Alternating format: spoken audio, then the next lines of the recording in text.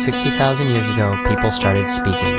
5,000 years ago, people started to write. 600 years ago, people started to publish. 47 years ago, people started creating a network of computers.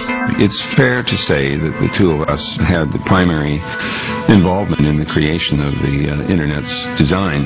Sending a message first to this computer, which would then store it and forward it onto this computer, thereby acting as a relay. We found out the computers could talk to one another. And only 15 years ago, Tim Berners-Lee invented the World Wide Web, an open platform of standards where anyone can create a website.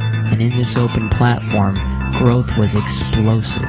The Internet is growing like an embryonic brain at a rate of 10% a month. Bill Cameron has this report on the growing phenomenon of Internet. This summer, all the bulletin board software makers have announced products that will allow these little bulletin boards to become Internet service providers. It's all pure, clear, free, unregulated communication. All the information you ever encountered in your life would be linked together in this system across countries, across continents. No middlemen. You produce it, you distribute it. Welcome to the revolution.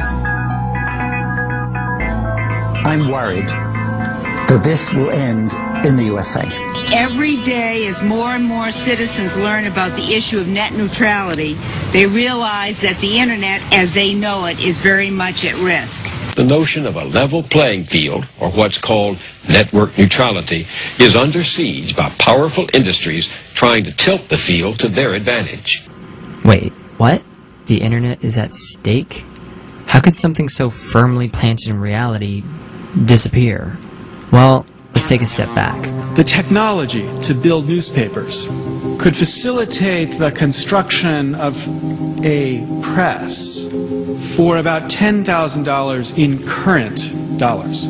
So in the early days, there was a handful of pamphleteers who produced arguments which they could spread broadly because the cost of access to that spread was low.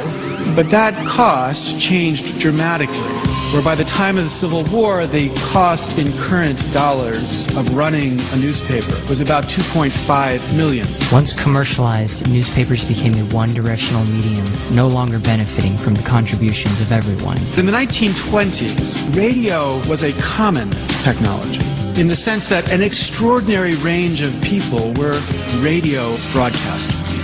Political speech, social speech, religious speech was common in this space. And when people began to think that they could make commercial radio function through advertising, the Federal Communications Commission began to implement a very different idea about how radio would function. We must make sure that the United States is sound economically, socially, and politically. Working with business and government, the spectrum was allocated in a way that made it so only the few could get access to the spectrum. By the mid-1930s, NBC and CBS would be responsible for an astounding 97% of nighttime broadcasting. And people lost their ability to create radio, and it too became a one-directional medium. Now, in both cases, what I'm describing here is an exogenous technological change that initially produces an explosion of democratic speech. And this innovative, uncontrolled speech threatens. And those threatened then react. They react to take a culture that had been unlocked by this exogenous technological change and relock it. So what's the catch with the Internet?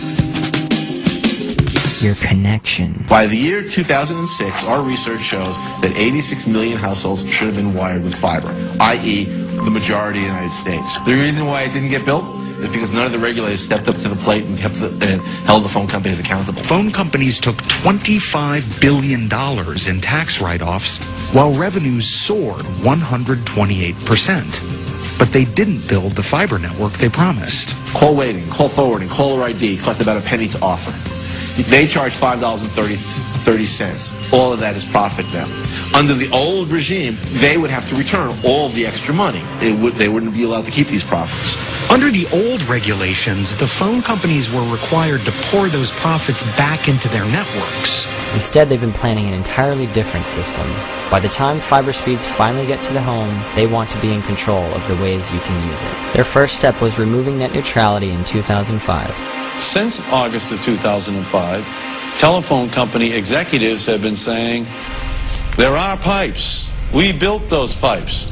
We have a right to create the rules for those pipes. The phone companies now say they're going to build a new network of internet service that will be even better than the one they promised in the 90s, but never produced. Once again, though, they want something in return. They want control, not just over the copper wires and fiber optic cables, but control over the internet itself. Freedom of connection with any application to any party is the fundamental social basis of the internet. And now it's the basis of the society we've built on the internet. Phone and cable companies want to become traffic controllers so that not only can they continue to charge for internet access, but they can also charge fees for particular media files as they enter and leave the internet. The consumers pay and the content providers pay. They're getting paid on both ends and they just want to get paid again. You know who won't be able to pay the freight? The little guys. And will be killing the future of innovation. And like with newspaper and radio, this additional commercialization might cause it to also become a one-directional medium. One estimate is that 60% of the content on the internet is produced by people, not corporations. You look at commercial TV, 0. Radio, 5% talk radio. Newspapers, occasional op-ed maybe, or a letter to the editor. 99% of the content in those three traditional media are from corporations. The internet has turned that on its head. If your video clips don't work, or your video clips can't reach lots of people, you will then be at a disadvantage. So they have put their thumb on that scale of democracy. The concept of net neutrality, I'm not even sure what that means. Net neutrality is this. If I pay to connect to the net with a given quality of service, and you pay to connect to the net with the same or a higher quality of service, then you and I can communicate across the net with that quality of service. That's all. What is their new vision for the future? Confused by all the options the World Wide Web had to offer? Don't worry, we've made all the choices for you. Dozens of sites and services await you. They want the internet to function much more like television. Have you ever watched the movie you wanted to? Science fiction! The minute you wanted to? You will. And the company that'll bring it to you, AT&T. It'll be their highway, that's what they say. Democratic Representative Ed Markey has been standing up for us against these companies. Now, what did the telephone companies have to do with inventing the internet? Nothing. The browser? Nothing. The World Wide Web? Nothing. What have they had to do with the internet from the beginning of time? Nothing. Well, there is a kind of war going on around the United States. It's a battle of citizens who are fed up. Net neutrality, an issue which is going to fundamentally change the nature of the internet forever. This will mean a concentration of the ownership of the nation's media outlets.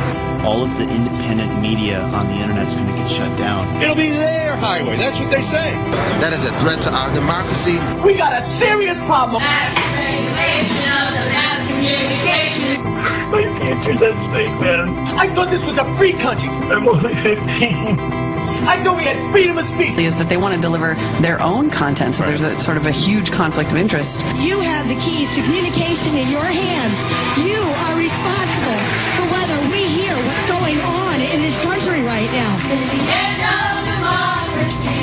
We're all rolling up our sleeves and stomping our feet and making a huge ruckus about this. Afternoon, Representative Holt's office. Congressman Forrest, Senator Edwards' office. Congressman Sanders' office. 15, Senator Menendez's office. Hi, to whom am I speaking? You will not be allowed to sell out the internet to companies like AT&T without a huge public backlash. If Congress guts net neutrality, independent music and news sites would be choked off.